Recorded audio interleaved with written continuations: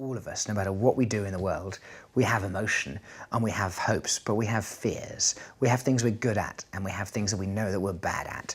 And I think my job is to get up on stage and tell my audience, you know, my strengths as well as my weaknesses, but first and foremost, my weaknesses. Your mouth is a revolver, find bullets in the sky.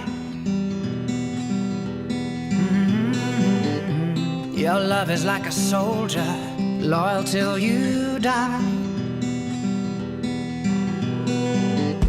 And I've been looking at the stars for a long, long time. I've been putting out fires all my life. Everybody wants a flame. Whether it be an influence where it makes you go more inside, more introverted, which was my second album. It's called All the Lost Souls. It doesn't sound very happy.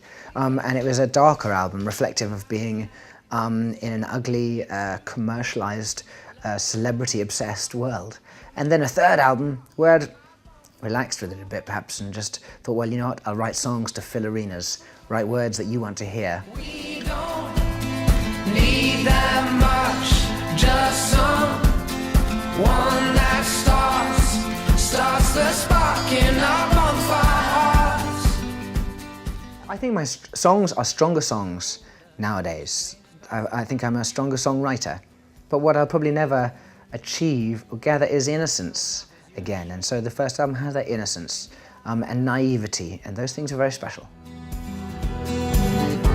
But I've been looking at you for a long, long time. It's an album of deeply personal songs.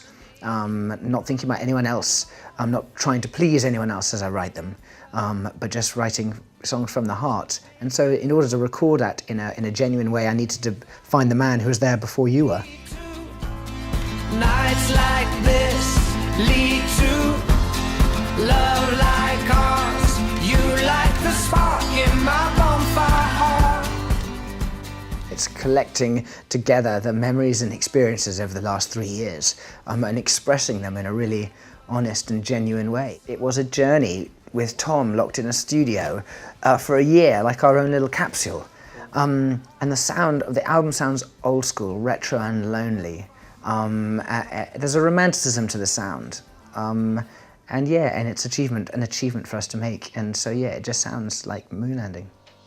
Days like these lead to nights like this lead to. The fear of doing any personal song is that you know you're going to perform it publicly, and people will hear it is. And I've learnt, you know, over the years that people will then critique and judge, and so you have to accept that.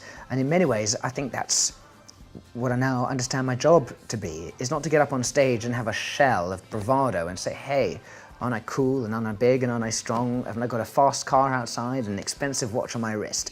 And I'm fine and you guys aren't. That's probably not really my job as a musician, because that would be lying. One that starts the spark in